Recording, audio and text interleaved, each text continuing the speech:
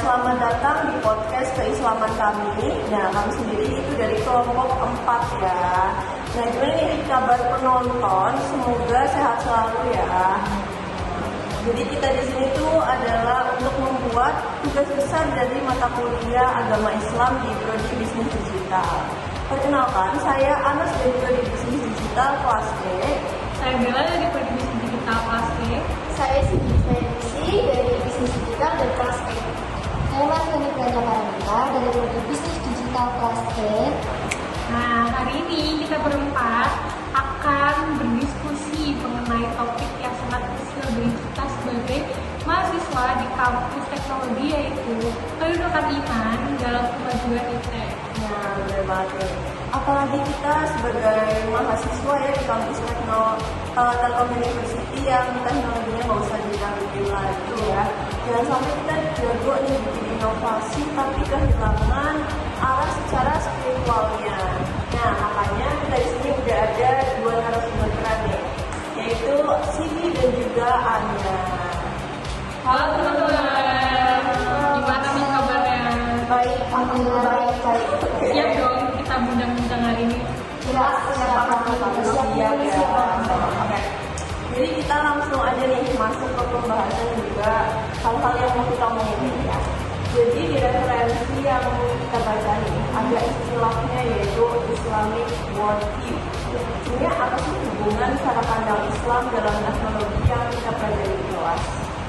Poin pentingnya adalah praktek dalam Islam itu tidak bebas nilai ataupun value. Artinya ilmu pengetahuan itu bukan sekedar angka ataupun kode, tapi harus berlandaskan tauhid agar membawa kemaslahatan atau maslahat bagi umat Islam atau umat manusia.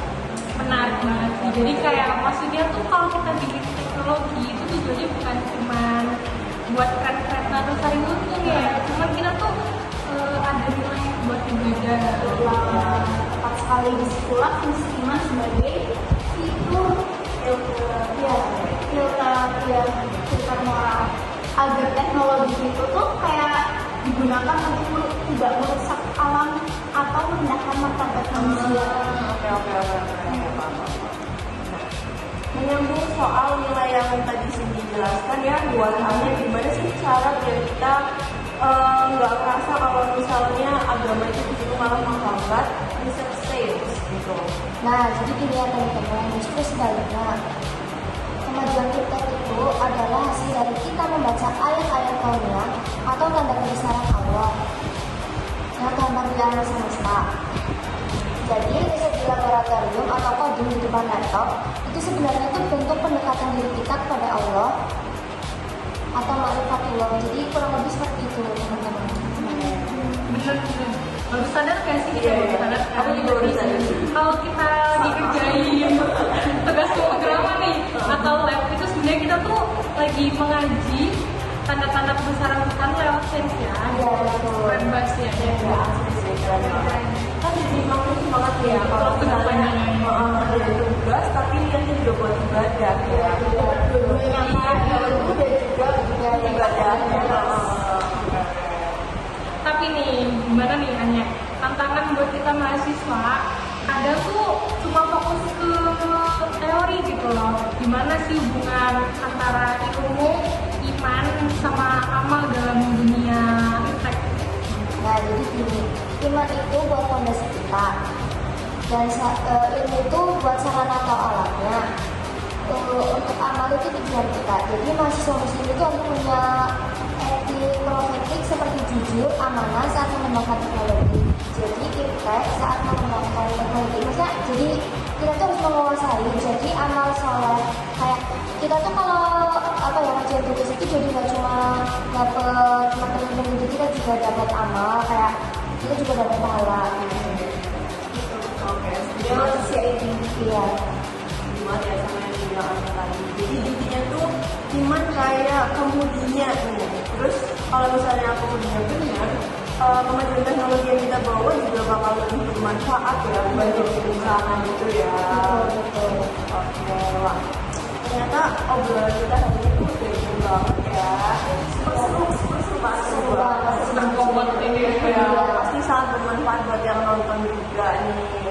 Nah, pembahasan hari ini juga memberikan kesadaran ya bahwa menjadi mahasiswa yang melek teknologi itu nggak boleh cuma kayak sekedar tahu teknologinya. Nah, kita juga nggak boleh melepas identitas kita nih sebagai muslim yang beriman.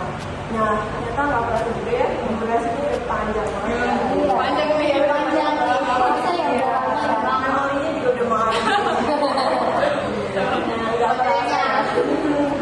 nggak kerasa kita udah di ujung diskusi. Sedih bisa ya. Oke. Sebelum kita tutup ya, saya coba simpulin dikit nih dari pembahasan kita barusan. Menurut saya kedudukan iman dalam iptek itu mutlak sebagai fondasi atau filter moral ya. Iptek tanpa iman itu buta dan berbahaya, sedangkan iman tanpa iptek itu juga bisa bikin kita tuh tertinggal.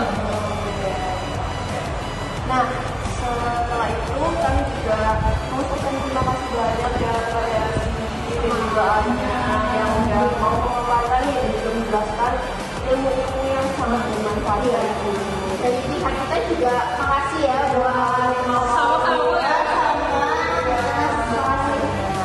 Semoga teman-teman mahasiswa yang nonton juga bisa dapat insight baru dari podcast yang ini ya. Dan juga kepada dosen pengampu yaitu Bu Fatalina, terima kasih telah membimbing kami dari semester awal, semester 1 awal ya, dari saya sampai akhir ini. Semoga sehat selalu Ibu. Iya, terima kasih banyak Bu. Nah, kalau gitu, sekian podcast dari kelompok 4 ya. Mohon maaf bila ada salah kata dan perbuatan. Mohon dimaafin ya. Karena manusia banyak salah. Semoga podcast ini bermanfaat buat teman-teman yang nonton dan tugas kita bisa memenuhi kriteria. Ya, dan selalu terus lagi besar ya Ibu. Iya. Love you.